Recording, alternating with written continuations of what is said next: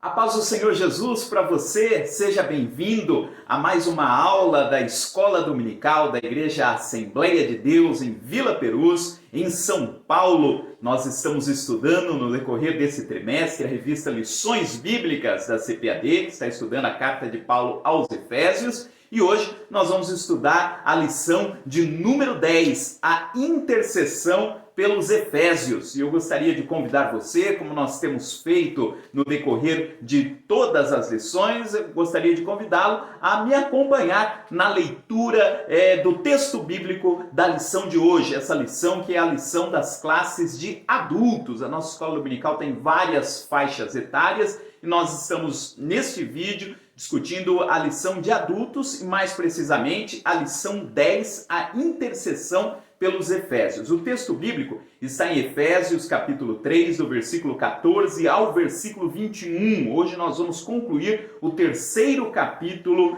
da carta de Paulo aos Efésios. Então eu gostaria de convidar você a me acompanhar nesta leitura, se você puder acompanhar mesmo lendo aí na sua Bíblia, no aplicativo que você usa, ou apenas ouvindo, sem problema algum. O importante é que você esteja atento à leitura que faremos. Efésios capítulo 3, versículos de 14 a 21, que diz assim: Por causa disso, me ponho de joelhos perante o Pai de nosso Senhor Jesus Cristo, do qual toda a família nos céus e na terra toma o nome, para que, segundo as riquezas da sua glória, vos conceda que sejais corroborados com poder pelo seu Espírito no homem interior, para que Cristo habite pela fé no vosso coração, a fim de, estando arraigados e fundados em amor, poderdes perfeitamente compreender, com todos os santos, qual seja a largura e o comprimento e a altura e a profundidade, e conhecer o amor de Cristo, que excede todo o entendimento, para que sejais cheios de toda a plenitude de Deus. Ora, àquele que é poderoso para fazer tudo mais abundantemente além daquilo que pedimos ou pensamos, segundo o poder que em nós opera, a esse glória na igreja por Jesus Cristo em todas as gerações, para todos sempre. Amém. Muito bem. Na semana passada, você que nos acompanhou, você deve se lembrar de algo que eu falei a respeito da forma, do estilo que o apóstolo Paulo usava para escrever. Paulo ele tinha um estilo muito próprio para escrever as suas cartas e normalmente quando Paulo escrevia, Paulo ele tinha uma ideia que ele estava desenvolvendo, né, um raciocínio que ele está desenvolvendo.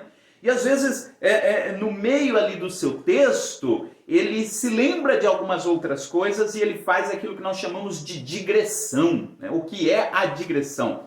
Paulo se lembra de algum aspecto importante relacionado àquilo que ele está falando, comenta aquele aspecto e depois ele volta para o tema principal que ele estava tratando.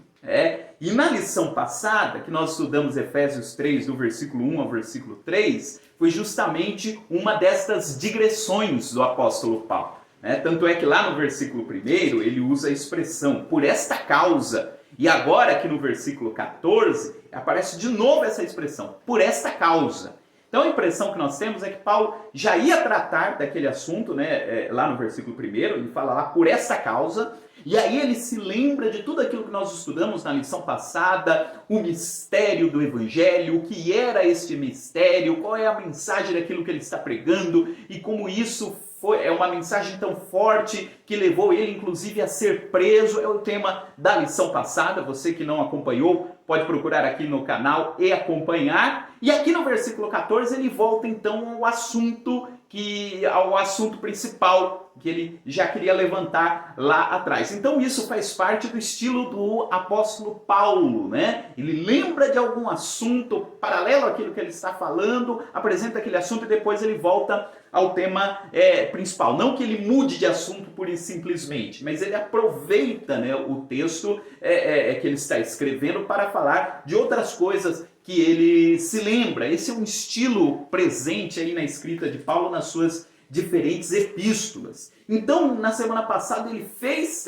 nós estudamos essa digressão E aqui no versículo 14 tem a continuidade. Então ele fala lá, por esta causa, no versículo 1, e agora aqui no versículo 14 ele diz, pois bem, irmãos, e é por esta causa que eu me ponho de joelhos perante o Deus e Pai. Ou seja, ele vai voltar àquele assunto que ele estava tratando anteriormente. E o que é que ele quer dizer aqui para os irmãos Efésios? Então, lembre-se, ele já apresentou nos capítulos anteriores o tema do Evangelho, o tema da carta. Ele está falando a respeito do projeto de Deus em constituir a sua igreja. E aqui o apóstolo Paulo diz que ao pensar, ao refletir, ao agir em prol dessa mensagem do Evangelho, ele sentia a necessidade de interceder em prol dos irmãos efésios. Como se Paulo dissesse, irmãos, eu vou compartilhar com vocês algumas coisas que surgem, que acontecem no meu coração quando eu fico pensando no Evangelho e em vocês. Eu preguei a vocês o Evangelho e essas coisas continuam martelando lá no meu coração. Eu não estou mais presente aí com vocês fisicamente, mas vocês estão participando das minhas orações constantemente. E qual era a oração que o apóstolo Paulo fazia pelos irmãos efésios? Então veja, ele diz, por causa disso me ponho de joelhos perante o Pai de nosso Senhor Jesus Cristo. É muito importante nós destacarmos essa expressão, por causa disso me ponho de joelhos, porque quando Paulo diz que ele estava orando de joelhos, então há alguns comentaristas que destacam que a oração comum do judeu era a oração feita em pé. Lembre-se, inclusive, de Jesus, em alguns momentos no Evangelho, ele fala das pessoas que gostavam de orar em pé nas sinagogas. Era o costume, a oração em pé. E quando acontecia uma oração de joelhos, é uma oração no sentido de uma súplica, uma petição mais insistente. Então, quando Paulo diz, olha, eu me ponho de joelhos, quer dizer, eu estou fazendo uma oração diferente, uma súplica, uma oração mais intensa em prol de vocês. Logicamente que não há diferenças no que diz respeito a Deus ouvir a nossa oração, se estamos de pé, se estamos de joelho. Deus ouve a todas as orações. No entanto, normalmente quando nós oramos de joelho, é uma postura que nós temos de submissão. Por que é importante nos ajoelharmos?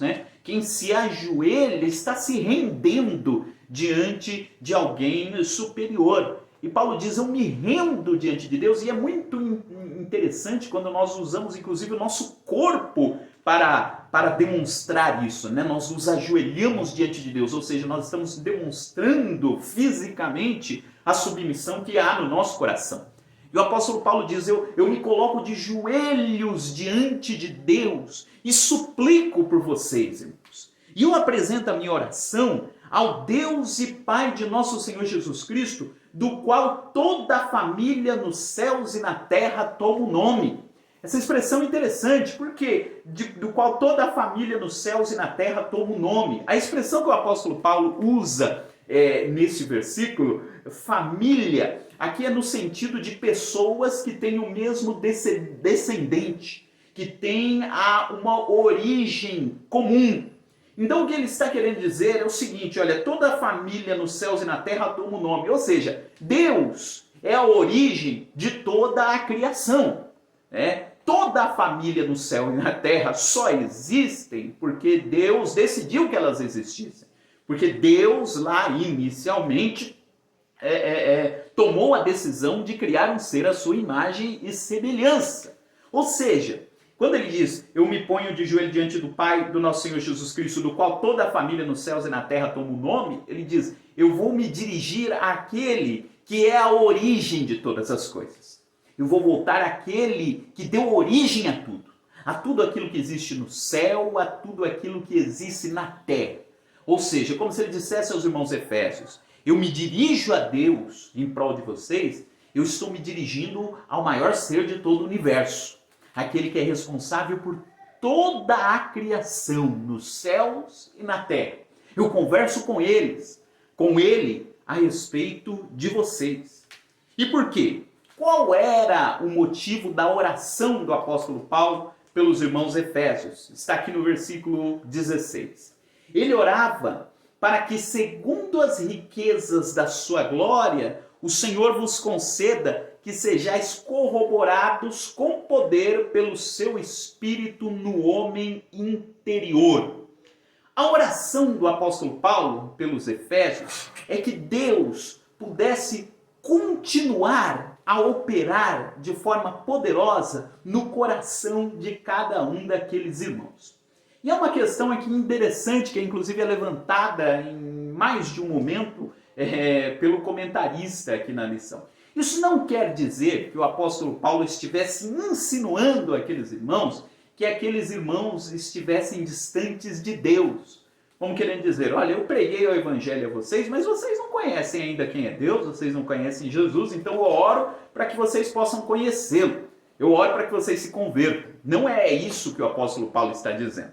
O que o apóstolo Paulo está dizendo é que eles pudessem conhecer ainda mais a respeito de Deus. Não é que Deus já não tivesse feito alguma obra no coração de vocês. É como se ele dissesse o seguinte, irmãos, eu não estou orando para que Deus comece a fazer a obra em vocês, porque Deus já começou a fazer a obra em vocês, Deus já fez a obra em vocês. A minha oração é para que esta obra possa ser expandida, para que todos os aspectos do coração de vocês possam ser dominados pelo poder do Espírito Santo. Esse é o pedido do apóstolo Paulo a Deus em prol dos irmãos efésios, para que a obra de Deus continuasse a ser operada no coração deles, porque esta é uma verdade da vida cristã. Nós podemos viver o tempo que for na presença de Deus, nós podemos ser cristãos a vida toda, sempre haverá algo novo para nós conhecermos a respeito de Deus. Há sempre algo a ser expandido a respeito do conhecimento de Deus no nosso coração. Quanto mais nós mexemos com a Bíblia, mais a Bíblia vai mexendo conosco. Eu tive um pastor, o pastor Erivaldo Soares, que sempre usa essa expressão. Quanto mais nós mexemos com a Bíblia, nós mexemos com as coisas de Deus, mais ela vai mexer conosco. Sempre haverá espaço na nossa vida para que o amor de Deus seja dilatado nos nossos corações. E esta é a oração do apóstolo Paulo pelos Efésios. Irmãos, eu estou orando para que a obra de Deus possa se expandir mais e mais e mais e mais no coração de vocês. E como é que isso acontece? Ele diz, para que isso aconteça segundo as riquezas da glória dele, e que ele conceda que vocês sejam corroborados com o poder do Espírito Santo. Essa situação que o apóstolo Paulo pede a Deus em prol dos irmãos efésios, ele está deixando aqui claro que era uma obra que só poderia ser feita pela riqueza do poder de Deus. Não é fruto do esforço humano. Veja, eu me lembro aqui daquela passagem que Jesus, num diálogo com o apóstolo Pedro, na realidade um diálogo ali com os seus discípulos, Jesus nesse momento não estava ali junto com a multidão, estava apenas junto com os seus discípulos, ele pergunta aos discípulos, olha, vocês estão mais próximos aí das pessoas, da multidão, o que eles estão falando a respeito de mim? Quem as pessoas acham que eu sou? E aí diz, um diz que o Senhor é João Batista, outro diz que o Senhor é um dos profetas, que ressuscitou, que voltou, enfim. E aí Jesus pergunta, e vocês, quem vocês dizem que eu sou? E Pedro, o texto diz que, tomado ali pelo Espírito Santo, diz, tu és o Cristo, Filho do Deus vivo. E a resposta de Jesus é muito interessante para Pedro. Diz, Pedro, isso que você acabou de falar, só foi te revelado, só é possível alguém falar isso se for revelado pelo Espírito Santo. Quem te revelou isso não foi a carne nem o sangue, mas foi o Espírito Santo quem revelou, quem trouxe isso ao seu coração. Ou seja, a convicção de que Jesus é o Senhor, a convicção a respeito das coisas de Deus, da operação do Espírito Santo em nós, só pode ser plantada no nosso coração pela operação do Espírito Santo. É o Espírito Santo quem nos convence do pecado e é o Espírito Santo quem coloca em nós a certeza de que Jesus é o Senhor e coloca em nós também a certeza de que nós somos filhos de Deus. E o apóstolo Paulo diz: eu estou pedindo para que Deus faça em vocês coisas que só Ele pode fazer. Porque só Ele é quem pode colocar essa certeza da presença do Espírito Santo em vocês. Isso não é fruto humano. Não é fruto do esforço humano.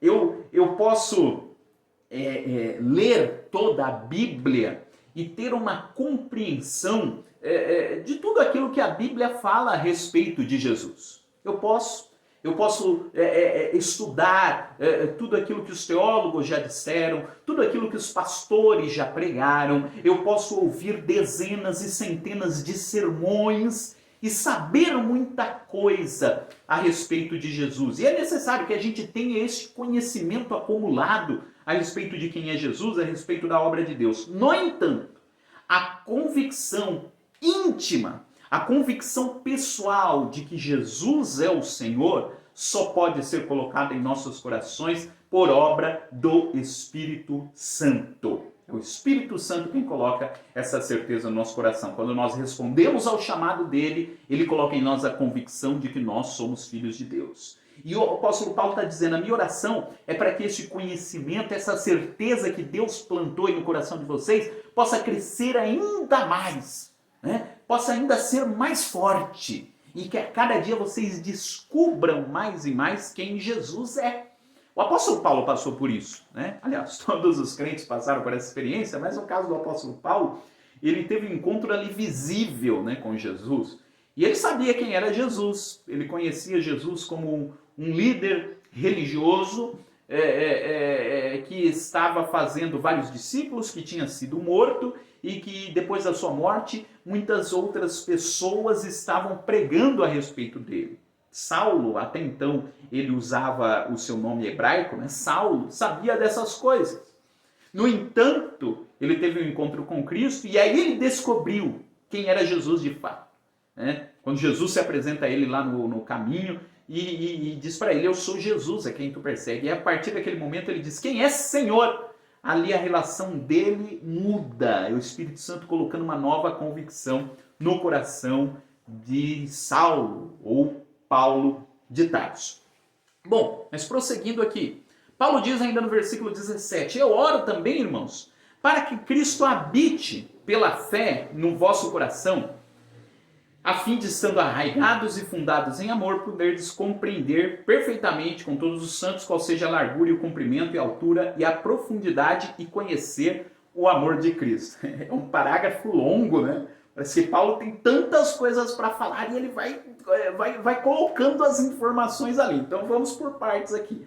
Primeiro ele ora para que os irmãos, para que Cristo habite pela fé no coração dos irmãos. É muito interessante essa imagem, essa metáfora que o apóstolo Paulo diz. Ele pede para que Cristo habite nos corações dos irmãos. Isso não quer dizer que Jesus não estivesse presente nos corações dele, mas o que Paulo está dizendo é o seguinte: olha, que Jesus possa ser uma morada definitiva no coração de vocês. Que Jesus não seja meramente um visitante de final de semana.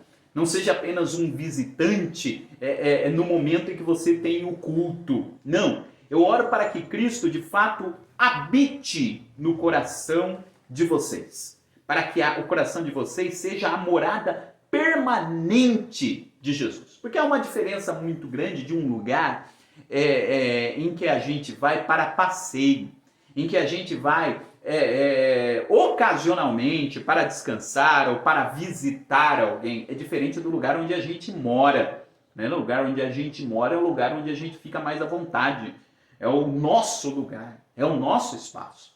E aí Paulo diz que Cristo possa morar no coração de vocês, que ele não esteja ali de vez em quando, que ele tenha de fato a chave do coração de vocês e possa habitar o tempo todo dentro do coração de vocês, né? Essa expressão aparece aqui na carta aos Efésios e aparece também na carta aos Colossenses, onde ele usa exatamente a mesma expressão, para que Cristo habite pela fé nos vossos corações. Então, muito interessante isso, que Cristo possa habitar, que Cristo possa fazer morada. Até porque, antes de Cristo vir à Terra, lá no Antigo Testamento, Salomão construiu uma casa para o Senhor, construiu um grande templo.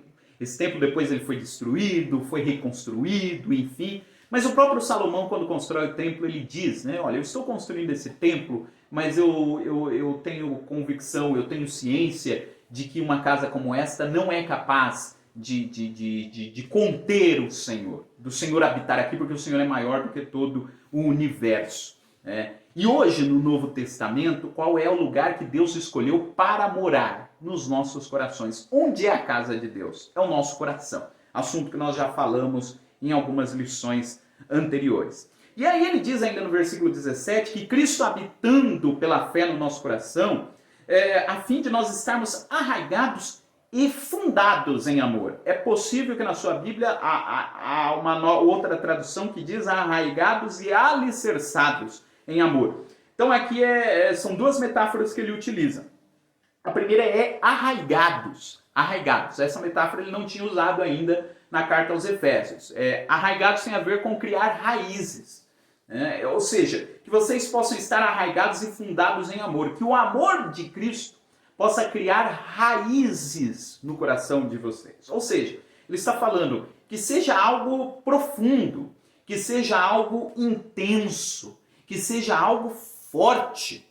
Porque uma árvore sem raízes é uma árvore que diante de qualquer vento, diante de qualquer tempestade, ela cairá, ela não resistirá. Mas aquela que tem raízes, e quanto mais profundas as raízes, mais firme, mais forte ela fica. E ele diz aqui, irmãos, a minha oração é para que vocês estejam arraigados no amor de Deus. Ou seja, que o amor de Deus em vocês crie raízes. E que vocês também tenham raízes neste amor de Deus. Sejam arraigados e edificados em amor. Então ele usa aqui duas metáforas juntas, né? Arraigados e sobre-edificados. Ou seja, que vocês criam raízes, tenham raízes profundas e sejam também um prédio bem alicerçado. E essa metáfora ele já apresentou, já utilizou outras vezes, mais de uma vez aqui na carta aos Efésios nós já estudamos. Ele diz que vocês possam ser um edifício muito bem estruturados, tenham as suas raízes bem firmadas em Cristo. Esse é o propósito da vida cristã, conforme que o apóstolo Paulo está dizendo. E só assim, estando arraigado em Cristo, e aí arraigado eu lembro-me lá do Salmo 1, que diz que o justo é como a árvore plantada junto a ribeiros de águas, que dá o seu fruto na estação própria. O que o salmista está dizendo a respeito disso? A árvore que tem raízes bem firmes junto a ribeiros de águas, mesmo que você não veja ali o fruto de imediato, a árvore permanece. Seja qualquer uma das 4 estações do ano, a árvore está ali, porque ela tem raízes perto do rio. E Paulo diz o seguinte, se vocês estiverem arraigados no amor de Deus, com as suas raízes fincadas no amor de Deus, pode acontecer o que for, vocês estarão firmes. E esta é a minha oração. Se vocês estiverem com o edifício de vocês fundamentado em Cristo, edificados em Cristo, vocês permanecerão. E quando acontecer isso, e aí ele fala aqui no versículo 18, vocês poderão perfeitamente compreender com todos os santos qual seja a largura, o comprimento, a altura e a profundidade e conhecer o amor de Cristo. Veja 2 expressões que ele utiliza aqui. Primeiro ele fala de compreender e depois ele fala de conhecer. E tem a ver com o que eu tinha falado agora há pouco. Você pode até compreender a mensagem do Evangelho. Eu te digo aqui, olha, Jesus veio ao mundo para morrer por todos os pecadores. E você diz, compreendi, entendi. Eu posso dizer aqui para você, nós cremos em Jesus como único e suficiente Salvador. Você diz, eu compreendi e entendi isso.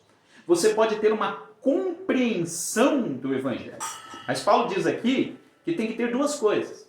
tem que ter a compreensão e, além de vocês compreenderem Cristo, ele diz aqui para os Efésios, vocês precisam também conhecê-lo. Ou seja, eu compreendo que Cristo é o Salvador, essa verdade ela vamos dizer, ela é entendível para mim, eu compreendi essa mensagem, mas ao mesmo tempo eu também a conheço no sentido de vivenciá-la, né? No sentido de prová-la, no sentido de vivê-la. Então ele diz aqui para os irmãos Efésios, façam as duas coisas. Compreendam Cristo e conheçam a Ele. É aquele exemplo. Você pode compreender, então uma pessoa que cozinha pode falar, eu compreendo como é que se faz um bolo, eu compreendo como se faz determinada receita. Eu tenho todos os ingredientes, sei o que é necessário fazer para deixar um bolo gostoso, eu compreendi, entendi como é que funciona. Mas além de compreender, eu conheço a coisa. Porque eu já fiz vários bolos, eu já experimentei, eu sei como é que se faz, é o compreender e o conhecer. E ele diz, vocês precisam compreender o amor de Cristo, mas sobretudo precisam conhecê-lo. Então esse conhecer que está aqui no versículo 19, esse conhecimento religioso, é o conhecimento vivencial do amor de Cristo. E uma expressão interessante aqui no versículo 18, ele diz que nós precisamos compreender com todos os santos. E aí é o tema da carta aos Efésios. Porque o tema da carta aos Efésios é a igreja.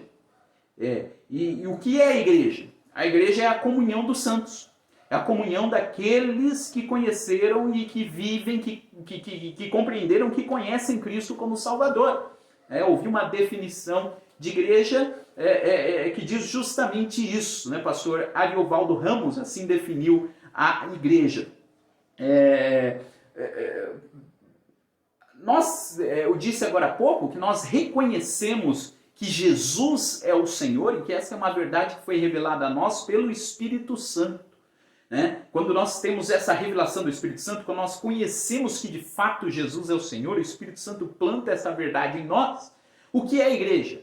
É a comunhão de todas aquelas pessoas que reconheceram essa verdade. Ou seja, quando você pega no mundo todo, todas as pessoas que reconheceram, que conheceram a verdade de que Jesus é o Filho de Deus e que o adoram em espírito e em verdade, que decidiram reservar toda a sua vida, todo o período da sua vida para adorá-lo, você reúne as pessoas que têm essa compreensão, você tem a igreja. Que é o que o apóstolo Paulo está dizendo aqui, que a gente compreende esse amor de Cristo com todos os santos. A experiência cristã, ela não é uma experiência individual. Eu não posso te dizer que eu sirvo a Deus sozinho.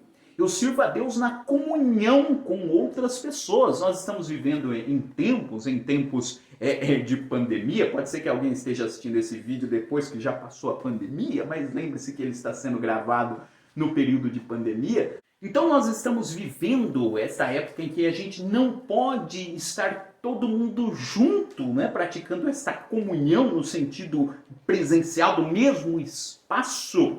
Mas isso não quer dizer que nós não estejamos interagindo e edificando um ao outro por intermédio dos dons que Deus nos concedeu.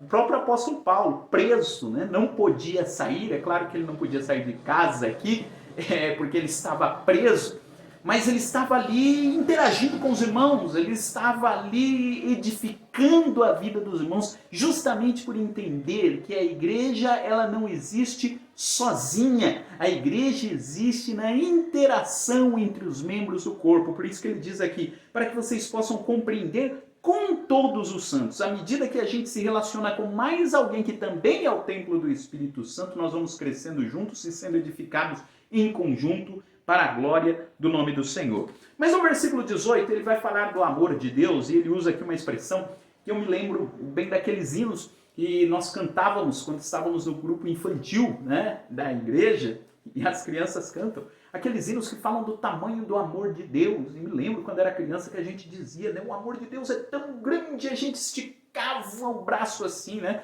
E tinha um professor na escola dominical que fazia esse exercício com a gente. Quando a gente era criança, né, a gente falava, o amor de Deus é tão grande que me abraça pelos lados, que me abraça por cima, por baixo, e a gente esticava para tentar demonstrar o amor de Deus. E Paulo está dizendo isso. Ele está dizendo aqui, irmãos, o amor de Deus, vocês precisam conhecer a largura, o comprimento, a altura e a profundidade do amor de Deus. Largura, comprimento, altura e profundidade. Parece que o apóstolo Paulo está falando aqui de uma aula de geometria sobre o amor de Deus. Ele diz, o amor de Deus tem todas as dimensões. Ele tem altura, ele tem comprimento, ele tem largura, ele tem profundidade.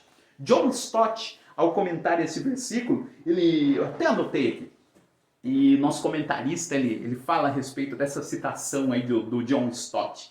Ele diz que o amor de Deus ele é tão largo que ele consegue alcançar a toda a humanidade. Ele é largo, né? É um amor que consegue alcançar pessoas de todas as tribos, povos, raças, línguas, nações, todos. O amor de Deus é largo, né? Ele é comprido ao ponto de durar por toda a eternidade. Então é um amor que se estende a toda a humanidade. É um amor comprido.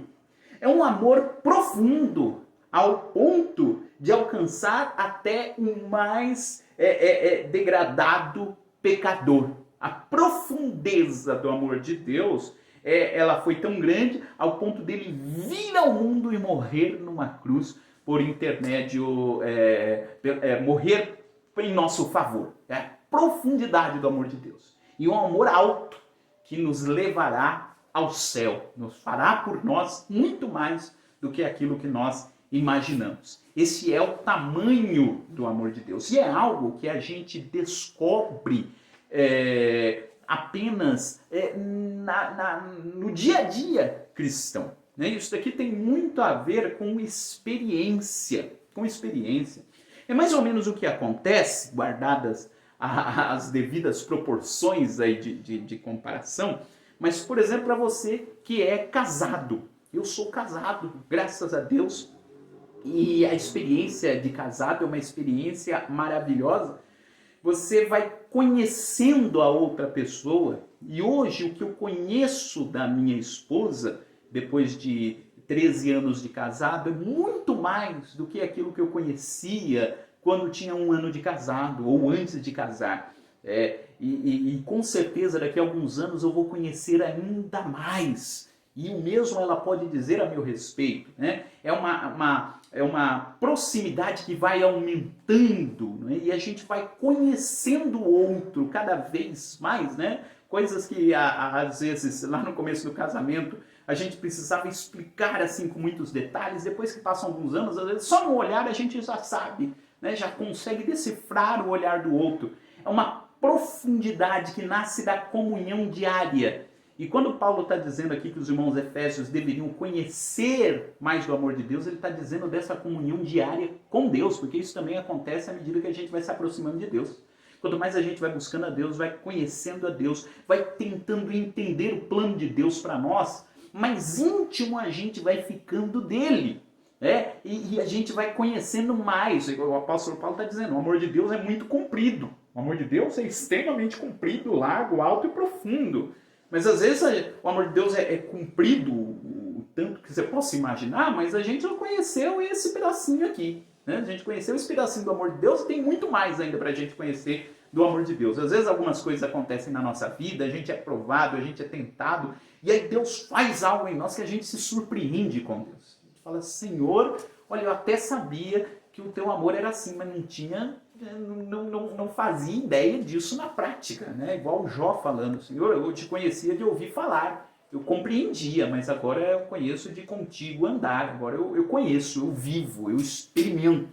Então Paulo está dizendo aqui para os irmãos que era necessário que os irmãos alimentassem esse tipo de comunhão, de proximidade com Deus, que Deus provê não apenas a alguns iniciados, a alguns iluminados escolhidos a dedo, não, mas a todo aquele que dele se aproximar.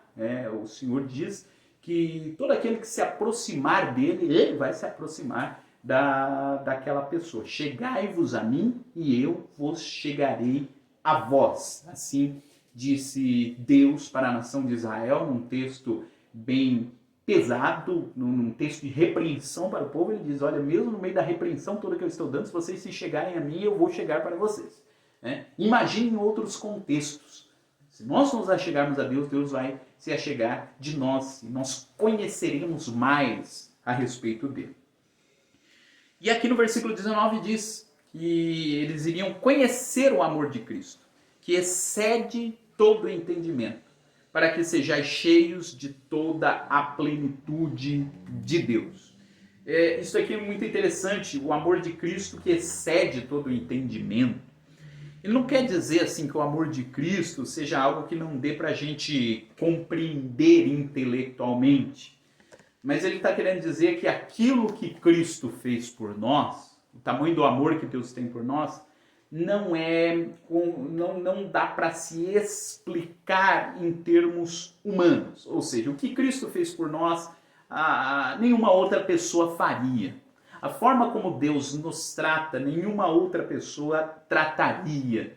Ou seja, não é possível entender o amor de Deus simplesmente em termos humanos. O amor de Deus vai além do entendimento humano. Há pessoas, por exemplo, que se converteram a Cristo depois de estudarem a personalidade de Cristo. Eu ouvi certa vez o testemunho de alguém que não acreditava na divindade de Cristo, mas resolveu estudar o perfil psicológico de Jesus. E ele chegou à conclusão de que não era possível alguém criar um personagem sobre Jesus. Porque as respostas que Jesus dava, a forma como Jesus reagia às situações, não eram formas comuns de um ser humano reagir. Não eram respostas comuns de alguém dar. Então seria muito difícil, seria muito improvável que alguém inventasse um personagem como Jesus e colocasse na boca desse personagem as coisas que Jesus disse, né? Porque a capacidade de raciocínio, de argumentação de Jesus, ou a forma como Jesus se relacionava, superava as expectativas, né? Todo mundo que se aproximou de Cristo acabou vendo nele mais do que esperava. Só não conseguia ver isso quem já ia com o coração fechado diante dele, porque aí não conseguia enxergar nada mesmo. Mas quem ia de coração aberto dele sempre se surpreendia. Isso ainda é verdade. Quanto mais nós nos aproximamos de Deus, mais nos surpreendemos com ele. Dando prosseguimento, então, ele diz aqui para os irmãos, resumindo, né, tudo que ele disse, eu oro, irmãos, para que vocês sejam cheios de toda a plenitude de Deus. Essa palavra plenitude, eu acho uma palavra muito bonita. Plenitude. O que é plenitude? Né? Quando eu penso não sei o que vem na sua mente quando você pensa nessa palavra plenitude, né? Mas quando eu penso em plenitude, eu imagino assim um campo bem longo. Sabe aquelas paisagens assim que vai perder de vista o horizonte, você não consegue nem enxergar o horizonte. É uma coisa plena, muito grande, muito ampla, uma coisa plena, né? É uma coisa, essa palavra plenitude tem a ver com a totalidade, é algo pleno. E às vezes a gente está feliz, mas a gente não está feliz ainda de forma plena, né? Às vezes a gente está saciado, a gente acabou de comer, né? A gente está saciado, mas não está saciado ainda de forma plena, né? A plenitude tem a ver com a totalidade, com tudo, né? E ele diz aqui, irmãos, eu oro para que vocês consigam entender a plenitude do amor de Deus, né? Cheguem a esse ponto. E Paulo diz, não é que Paulo te tenha alcançado, ele fala isso aos Filipenses, né? Aos Filipenses ele fala sobre esse assunto também, que foi outra carta que ele escreveu nessa mesma prisão, ele diz, irmãos, eu estou falando assim para vocês conhecerem mais a Deus, mas não achem que eu já cheguei a essa plenitude toda, não. Eu estou correndo, eu estou indo para o alvo para que eu possa alcançar a plenitude do conhecimento de Deus. Então tem sempre indo uma longa estrada para aquele que quer conhecer mais a respeito de Deus. E agora, caminhando aqui para a conclusão, versículo 20. Ora, esse versículo é muito bonito. Ora, aquele que é poderoso para fazer tudo mais abundantemente além daquilo que pedimos ou pensamos, segundo o poder que nós opera, a esse glória. Deus é poderoso para fazer infinitamente mais do que nós pedimos ou pensamos. É como se Paulo, veja como Paulo está pensando em coisas grandes aqui para os irmãos efésios. Aí você fala, ele está orando pelos irmãos efésios e ele está pedindo coisas grandes. Aí você fala, ele está pedindo uma mansão para cada irmão da igreja de Éfeso. Não, as coisas grandes que Paulo está dizendo é eles conhecerem a plenitude do amor de Deus. E ele diz aqui, irmãos, e Deus, eu estou pedindo coisas grandes para vocês e vocês sabem que Deus pode dar ainda mais do que eu estou pedindo. Eu estou pedindo para que vocês sejam edificados por Cristo, para que Cristo habite no coração de vocês. E eu sei que Deus pode fazer e pode fazer mais ainda. E Paulo diz aqui que Deus é infinitamente poderoso para fazer muito mais do que nós pedimos ou pensamos. Você já teve essa experiência? Eu já tive essa experiência de ter uma oração respondida, de uma oração que ainda não chegou a ser uma oração. Como assim uma oração que nem chegou a ser uma oração? Às vezes tem coisas que nós só pensamos e ainda não chegamos a apresentar a Deus em oração, e às vezes Deus nos atende. Paulo diz que Deus é poderoso para fazer mais do que a gente pede ou pensa. Lembra lá daquele versículo do Antigo Testamento, quando Deus diz ao profeta, né? Clama a mim e responder-te-ei coisas grandes e firmes que não sabes. Às vezes a gente está orando, pedindo algo para Deus, e Deus coloca desejos no nosso coração, que nós mesmos não tínhamos esse desejo anteriormente. Ele faz com que a gente tenha novos desejos, coisas grandes e firmes que nem nós sabemos. E Deus, muitas vezes, ele nos surpreende com coisas que nós não esperamos. Às vezes a gente acha que Deus vai nos abençoar de determinada forma e Deus nos abençoa de uma forma inimaginável.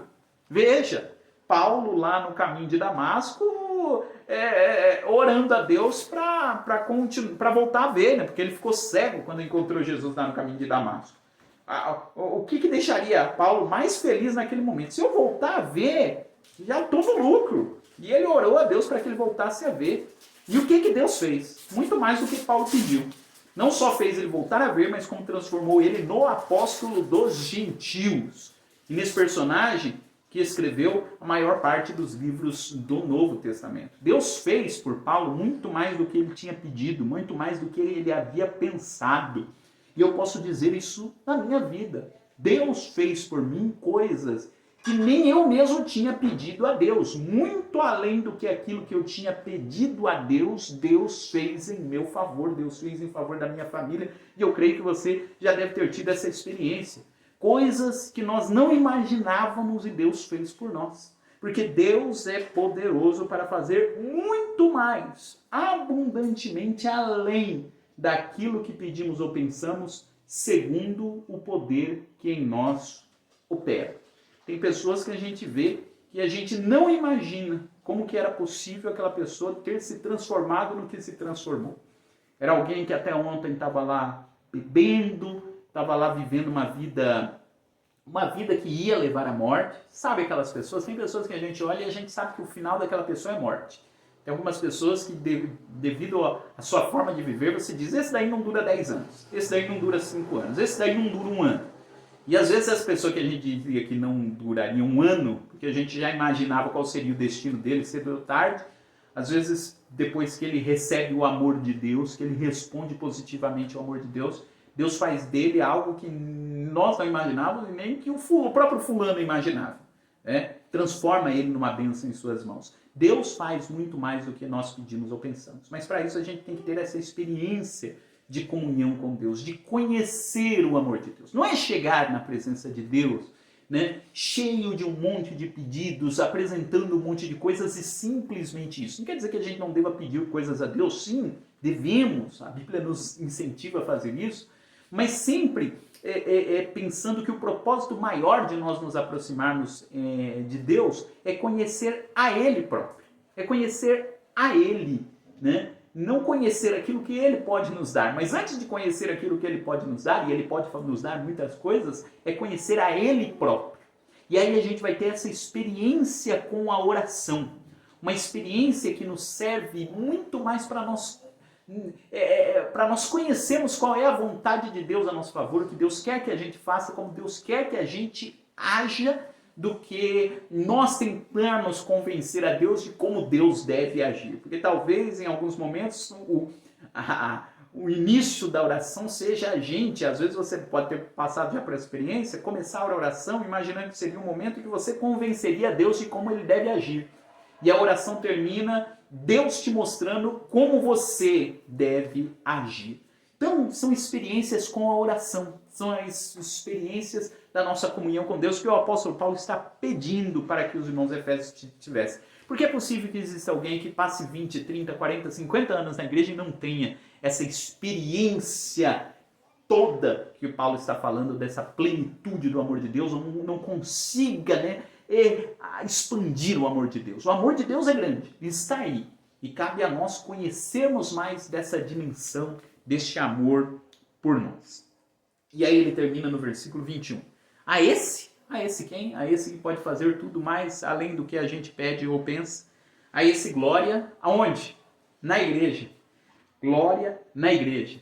Ou seja, a igreja, o grupo dos salvos, o grupo, como eu falei anteriormente, daqueles que reconhecem que Jesus é o Senhor e que teve experiência pessoal com Ele, esse grupo vai servir para glorificar o nome dele. Glória na igreja, por Jesus Cristo. Não somente agora, mas em todas as gerações. Esse grupo dos salvos começou lá e se estende até hoje. Não sei nem quantas gerações passaram, desde a geração inicial lá dos discípulos de Jesus. Mas ele diz, a glória desse grupo está continuando a glorificar a Deus em todas as gerações. A ele glória para todos sempre. Amém. E a última observação que eu faço é isso. Paulo termina a oração glorificando a Deus. E é tão gostoso quando a gente tem essa experiência de encerrar a nossa oração glorificando a Deus, né? Depois de pedirmos, depois de apresentarmos tudo que a gente tem que apresentar a Deus, e no final dizer, Senhor, glorifica o teu nome, porque o Senhor é grande. Jesus nos ensinou a orar assim, né? Lá na oração do Pai Nosso, a oração termina falando da honra, do poder e da glória que a Deus pertence. Que essa possa ser uma verdade nas nossas vidas. Que Deus abençoe, irmãos. Eu não sei você, mas para mim, cada lição aqui da Carta aos Efésios está sendo mais maravilhosa do que a outra. A gente fica pensando aqui nas coisas de Deus e nós ficamos percebendo quanto ainda tem, né, para a gente conhecer a respeito de Deus e de viver com Ele. Te convido para a próxima aula, a lição de número 11, nós vamos entrar no capítulo 4, atributos da unidade da fé, humildade, mansidão e longanimidade. Nós falamos aqui da glória na igreja, que Deus escolheu a igreja, como é que essa igreja deve viver, como é que funciona essa questão da comunhão na igreja, é o assunto da próxima lição. Mas agora nós terminamos a lição falando sobre oração e eu quero orar com você nesse instante. Amado Deus, glorioso Pai, eu te louvo e te engrandeço, Senhor. Muito obrigado por tudo aquilo que o Senhor está fazendo em nossas vidas. Muito obrigado por essa oportunidade que o Senhor tem aberto a nós de falarmos a respeito da Tua palavra aqui semanalmente. Senhor, queremos lhe pedir da Tua bênção sobre a vida deste Teu servo que está nos acompanhando hoje. Que Tu possas enchê-lo com a Tua graça, enchê-lo, Senhor, com o Teu poder e que essa oração que o apóstolo Paulo fez pelos Efésios, Senhor, também possa ser real para cada um de nós. Que esses desejos que existiam no coração do apóstolo Paulo também possam ser os nossos desejos. E que a partir deles, Senhor, possamos nos aproximar mais de Ti e glorificarmos ao Teu nome.